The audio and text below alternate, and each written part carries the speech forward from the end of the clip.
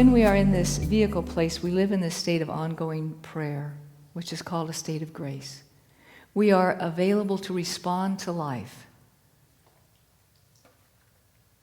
We are in this very intuitive, connected to Source, living in a state of beingness. And to get there, we must go through the other stages.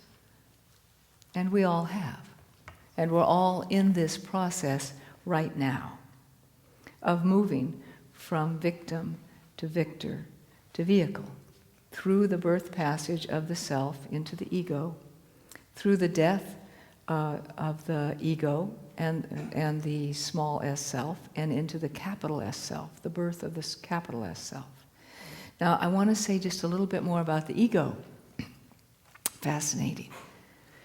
If you were to imagine a beautiful mylar balloon, you know what I mean by mylar? They're shiny, silvery colored, they look like they're metallic, but it's a balloon and it floats.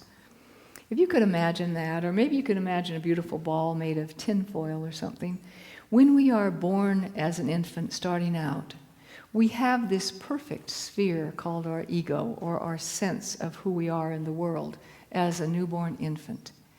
And then as we grow, and very rapidly as we grow, this sense gets crinkled.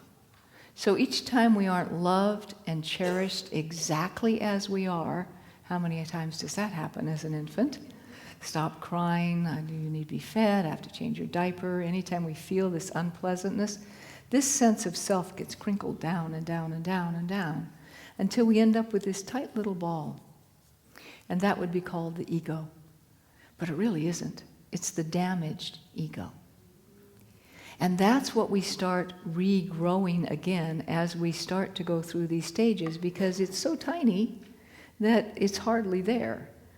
And then as we get a little more aware of ourselves, we begin to repair that and start to inflate it back out again. When we say someone is egotistical or egocentric, what we are really meaning is that their ego needs attention. And the reason it needs attention is that it has these crinkles in it where it didn't get what it needed. And it's trying to get what it needs to re-inflate back to this healthy, whole place. Well, as we go through life with this crinkled ego, and we begin to go through life experiences, and we start taking charge of a life and manifesting and doing the things and creating who we are and expressing who we are and becoming more fully aware and have our boundaries and everything, we are starting to fill in this ego. And then when we go through this passage and we have the death of the small s self, the personality self, and we move up into blossoming into the capital S self, the spiritual self, the ego is already full. It is completely healed. It's full before it wants to go through this passage. And when it goes through, in a very short time, it becomes expanded. It goes and the ego has stretched out so far that in our ordinary consciousness of those people still in the first chakras, first three chakras, you wouldn't be able to see the boundaries of it. It's so far out. And therefore we say that very awakened people no longer have an ego. But they do. It is just so big, it now incorporates everyone.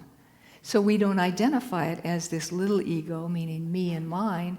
It's now this expanded point of consciousness that incorporates everything as me and mine. Everything is one. And so when we talk about the ego, we are generally talking about the damage to the ego, and what's actually happening is the ego is healing itself and will soon reach the point where it can expand into full consciousness.